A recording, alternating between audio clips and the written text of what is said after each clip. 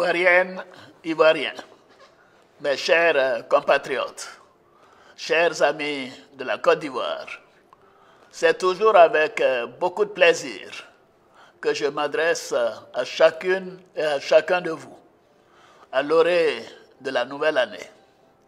L'année 2024 nous a permis d'enregistrer des avancées importantes dans un contexte sous-régional et international difficile. Nous avons su maintenir la dynamique de développement de notre pays grâce à la consolidation de la paix, de la sécurité et au renforcement de la cohésion nationale. La paix constitue pour nous une valeur cardinale que nous devons préserver en toutes circonstances par le dialogue. C'est dans cet esprit que nous avons traité la situation de nos deux gendarmes interpellés en septembre 2023 au Burkina Faso alors qu'ils essayaient d'arrêter des orpailleurs clandestins le long de la frontière. Je me félicite que la voie du dialogue que nous avons choisie ait permis leur retour en Côte d'Ivoire pour le bonheur de leur famille. Je salue leur courage et leur résilience et à travers eux, l'ensemble de nos forces armées, notre gendarmerie et notre police. Chers frères, chères sœurs, nous pouvons être fiers de notre armée, dont la modernisation est désormais effective. C'est dans ce cadre que nous avons décidé du retrait concerté et organisé des forces françaises en Côte d'Ivoire. Ainsi, le camp du 43e BIMA, le bataillon d'infanterie de marine de Port-Bouët, sera rétrocédé aux forces armées de Côte d'Ivoire dès ce mois de janvier 2025. Pour marquer cette nouvelle étape de la vie de notre armée, j'ai décidé de baptiser ce camp du nom du général Ouattara Thomas Dakin, militaire au parcours exceptionnel et tout premier chef d'état-major de l'armée ivoirienne. Mes chers compatriotes, l'année 2024 a été marquée par la parfaite organisation de la 34e édition de la Coupe d'Afrique des Nations de football par notre pays. Je tiens à renouveler la reconnaissance de toute la nation à nos éléphants champions d'Afrique pour la 3e fois. Au plan diplomatique, notre pays continue de rayonner à l'international. Depuis le 4 décembre 2024, le savoir-faire lié à la fabrication de notre attiéké est inscrit sur la liste du patrimoine culturel immatériel de l'UNESCO. Cette reconnaissance internationale fait notre fierté. Je me réjouis également d'avoir été choisi par l'UNESCO en qualité de protecteur du prix Félix Houphouët-Boigny pour la recherche de la paix. Je continuerai d'œuvrer pour le rayonnement de ce prix, ainsi que pour la promotion des valeurs de paix que nous a léguées notre père fondateur, le président Félix Houphouët-Boigny. Notre compatriote Zénab Bansé vient de battre le record Guinness du plus long marathon de cuisine, une première en Afrique francophone. Je tiens à la féliciter pour son courage et sa persévérance. Continuerons sur cette lancée avec la réhabilitation et l'extension de l'aéroport international Félix Houphouët-Boigny pour donner à notre pays un aéroport à la hauteur de ses ambitions économiques et touristiques.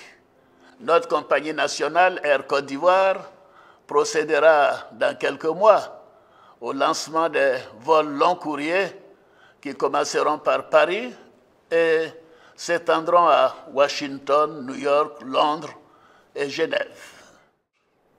En 2025, ce sont 15 lycées de jeunes filles et une centaine de collèges de proximité qui seront construits pour renforcer nos acquis en matière d'éducation. Au niveau de l'enseignement supérieur et de la recherche scientifique, l'achèvement de la première phase des universités de San Pedro et de Bandoukou, ainsi que la construction en cours de l'université d'Odjené, nous permettront de passer de 3 universités en 2011 à 10 universités en 2025. La compétitivité de nos universités et grandes écoles s'améliore également. C'est le cas de l'Institut national polytechnique de Yamoussoukro, classé meilleure université francophone en Afrique en 2024, après l'université Mohamed V du Maroc. Nous continuerons d'améliorer les conditions d'études et de vie de nos étudiants. Dans ce cadre, les cités universitaires, y compris celles de l'Institut national polytechnique et de l'École normale supérieure, feront l'objet de réhabilitation complète dès janvier 2025. Nous augmenterons également le nombre d'étudiants boursiers dès la rentrée académique prochaine. En ce qui concerne l'enseignement technique et la formation professionnelle, de nouveaux centres de formation seront mis en service dès 2025 pour donner à nos enfants une formation de qualité et des perspectives d'emploi. En matière de santé, la couverture du territoire se poursuit. Désormais, 80% des populations vivent à moins de 5 km des centres de santé, contre 66% en 2011. À ce jour, 16 millions de personnes sont enrôlées à la couverture maladie universelle. En 2025, nous poursuivrons la construction de 9 hôpitaux généraux, de 4 centres hospitaliers régionaux, du CHU d'Abobo et l'achèvement du nouvel institut de cardiologie de Bouaké. Mes chers compatriotes, la mise en œuvre du programme social du gouvernement se poursuit avec succès. Désormais, 94% des localités de notre pays ont accès à l'électricité. Notre objectif est de couvrir la totalité du pays en électricité à la fin de l'année 2025. Grâce à notre programme Électricité pour tous, 2 millions de familles ont déjà bénéficié de connexions au réseau électrique au tarif social de 1 000 francs CFA. Quant à l'eau potable, le gouvernement poursuit ses efforts pour renforcer la capacité de production d'eau potable. À cet égard, le projet Eau pour tous a été lancé en 2024. Il vise 200 chefs-lieux de sous-préfecture, ainsi que les localités de 4 000 habitants et plus. Les travaux d'extension et de densification des réseaux de distribution sont également en cours dans le Grand Abidjan et à l'intérieur du pays. Par ailleurs, le gouvernement poursuivra ses actions en faveur de la réduction des inégalités sociales et la protection des ménages les plus fragiles. Dans ce cadre, le programme des filets sociaux, qui compte aujourd'hui 230 000 bénéficiaires, sera renforcé par 70 000 nouveaux ménages en 2025. J'ai instruit le Premier ministre, Robert Mambé-Begré, à l'effet d'y inclure les ménages touchés par les déguerpissements dans certains quartiers du district d'Abidjan. En ce qui concerne l'accès au logement, ce sont à ce jour près de 40 000 logements sociaux et économiques qui ont été construits et rendus habitables grâce au soutien de l'État, notamment aux facilités fiscales offertes aux promoteurs immobiliers et aux investissements importants dans la voirie notamment. De plus, les importantes réformes entreprises ces dernières années permettront en 2025 de produire des logements sociaux en plus grand nombre. Et s'agissant de nos parents planteurs, notre politique d'amélioration des revenus en milieu rural a permis d'augmenter de manière significative le prix bord champ du cacao, qui a atteint 1800 francs CFA contre un maximum de 1100 francs CFA par le passé. De plus, tous les producteurs de café et de cacao, détenteurs de la carte de planteur, bénéficieront gratuitement de la couverture maladie universelle dès le premier trimestre 2025. Il s'agit là d'une mesure historique en faveur de nos parents planteurs et de leurs familles. Mes chers compatriotes, sur le plan économique, la Côte d'Ivoire continue de démontrer sa résilience grâce à un cadre macroéconomique solide et une gestion saine de nos finances publiques. L'activité économique est restée robuste avec un taux de croissance du PIB de 6,1% en 2024 contre 4,2% au niveau de la CEDEAO. Il sera d'environ 7% en 2025. L'endettement de notre pays demeure modéré et le stock de la dette s'établit à 56% du PIB contre un seuil communautaire de 70% dans la zone UEMOA. Nous continuerons de maintenir la solidité de notre cadre macroéconomique et de nos finances publiques pour consolider la confiance des partenaires privés, bilatéraux et multilatéraux, et bien évidemment pour les Ivoiriens également. Dans le cadre de la lutte contre la cherté de la vie, le programme d'appui au développement du vivrier a permis un meilleur approvisionnement des marchés. Ainsi, la production de riz paddy a atteint 2 millions de tonnes en 2024, contre 846 000 tonnes en 2011. Avec la poursuite de ces programmes et les efforts en matière de nutrition, sous la supervision du vice-président Tchemoko Mélié Koné, nous sommes sur la bonne voie pour parvenir à la souveraineté alimentaire dans les prochaines années. Mes chers compatriotes, notre politique énergétique et minière commence à donner des résultats tangibles.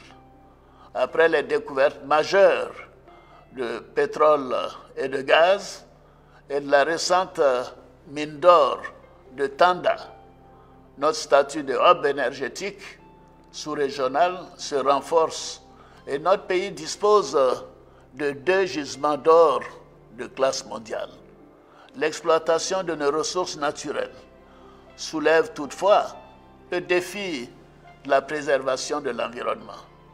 Dans ce cadre, la Côte d'Ivoire s'est fixé l'objectif ambitieux de porter la part des énergies renouvelables à 45% de notre mix énergétique d'ici à 2030. Nous continuerons aussi d'accorder une attention particulière à la restauration de notre couvert forestier et au développement d'une agriculture respectueuse du climat.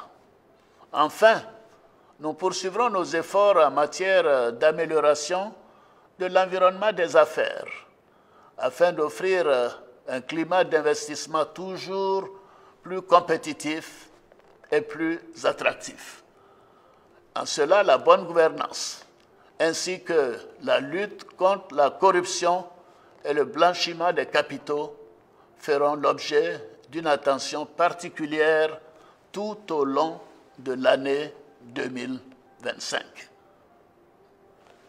Mes chers compatriotes, les conditions de travail dans la fonction publique ont connu une amélioration avec l'adoption d'un nouveau statut général de la fonction publique et une augmentation régulière des salaires des fonctionnaires tous les 2 ans, depuis 2014.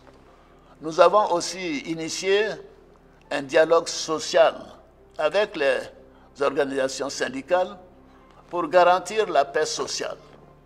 Nous poursuivrons également nos actions en faveur de l'autonomisation et la promotion des femmes à travers le Fonds d'appui aux femmes de Côte d'Ivoire.